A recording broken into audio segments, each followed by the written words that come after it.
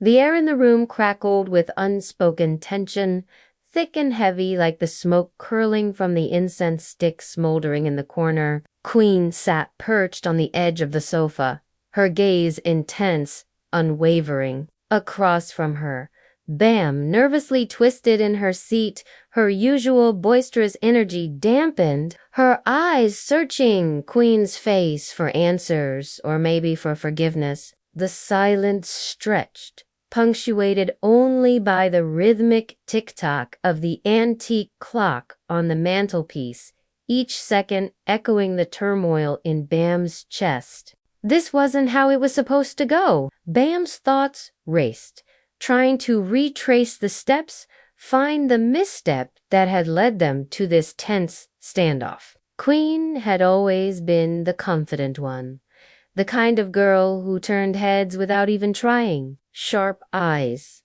a commanding presence, and a heart that kept itself locked tight. Bam, on the other hand, was fire and sunshine, bold, chaotic, full of passion and noise. Then there was C, soft-spoken, observant, and mysterious like the ocean she was named after. The three of them had been close since university, drawn together by late-night study sessions and mutual rebellion against the world's expectations. But what once felt like an unbreakable friendship had begun to morph into something far more complicated, something electric, raw, and confusing. It started with glances that lingered too long. Queen would catch C staring when she thought no one was looking. Bam would rest her hand on Queen's thigh just a moment too long during movie nights. And C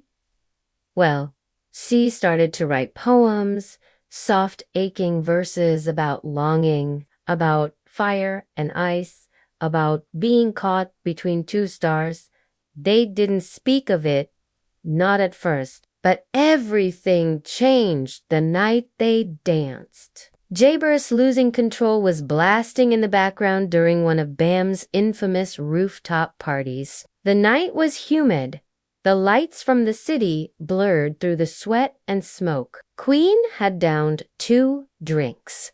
Bam, 3. C had barely touched her cup, yet her eyes gleamed like she was drunk on something else entirely. Queen pulled C to dance. Bam followed. The three of them, a tangle of limbs, laughter, and heat. Bodies pressed too close, breaths mingling, hands grazing places they shouldn't have. It was Queen who lost control first. She kissed. See? Sudden, rough, full of years of unspoken emotion. See? Didn't hesitate. She melted into Queen like she'd been waiting her whole life for that kiss. But before Queen could pull back, Bam tugged C away and kissed her too. Not out of jealousy, not out of spite, but because her feelings had been boiling over as well, and she couldn't hold them back anymore. C, breathless between them, whispered the truth that cracked everything open. I love you. Bam blinked, stunned, her usual fire suddenly flickering. They weren't prepared. How could they be? We can't do this, Queen whispered. It'll ruin everything. But what if it doesn't? See? Asked.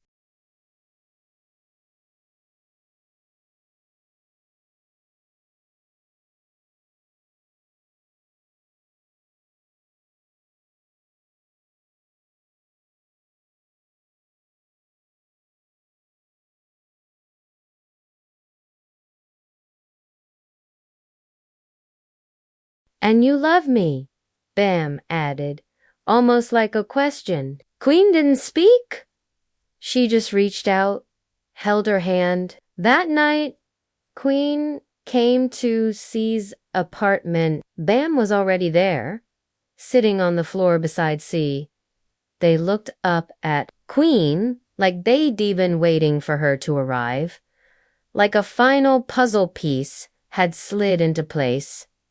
I don't want to lose either of you, Queen said. Her voice broke for the first time, but I don't know how to do this. Then we figured it out together, C said.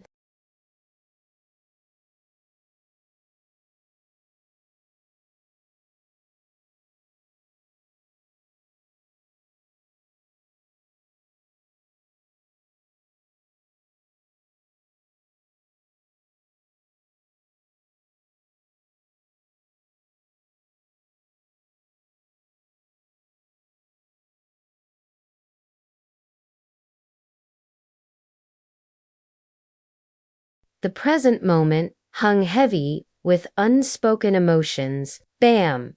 Usually, the boisterous one was subdued, her eyes downcast, her fingers fiddling with the hem of her shirt. Queen's stare was intense, unwavering, like she was trying to dissect Bam, searching for answers in the depths of her being. I'm sorry, Bam finally whispered, the words catching in her throat. It wasn't just about losing Queen, though that hurt like a fresh wound. It was about shattering the dynamic that had bound them together since college, the unspoken understanding they shared. Now, there was a wall between them, brig by painful brig. Don't be sorry, C said, her voice soft but firm, grounding them in the present. She reached out, placing a hand on top of Bam's, her touch a silent reassurance. We can talk about this,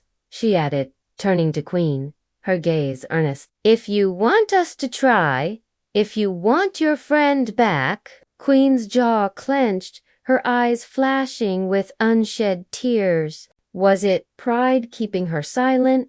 Was it fear? Bam wanted to reach out to pull Queen into a hug, but something in Queen's posture, the set of her shoulders, the defensiveness in her stance, held Bam back. She didn't want to push, didn't want to be too much. Time stretched, thick and heavy, until Queen finally spoke, her voice hoarse. Why? The question hung in the air, sharp and raw. Why did C choose Bam? Why did Bam choose C? Why did they both choose each other when Queen had been a constant in their lives, a steadfast presence through thick and thin? It was Bam who answered, her voice shaking. I'm sorry, Queen. I love her. The words tumbled out, clumsy and heartfelt. I'm sorry I didn't tell you sooner, but I didn't know how. And I was scared. Scared of losing Queen's friendship, scared of hurting her, scared of admitting the truth to herself. Queen flinched, her eyes downcast, as if admitting her own feelings would make things better. Bam wanted to reach out to bridge the gap between them, but she held back. Respecting the invisible barrier Queen had erected around herself, C squeezed Bam's hand, her touch a silent support. We can explain, she offered, turning to Queen, hoping to break through the wall of defenses Queen had built. We can tell you everything. Queen shook her head, her hair falling like a dark curtain around her face. No, she whispered, her voice cracking.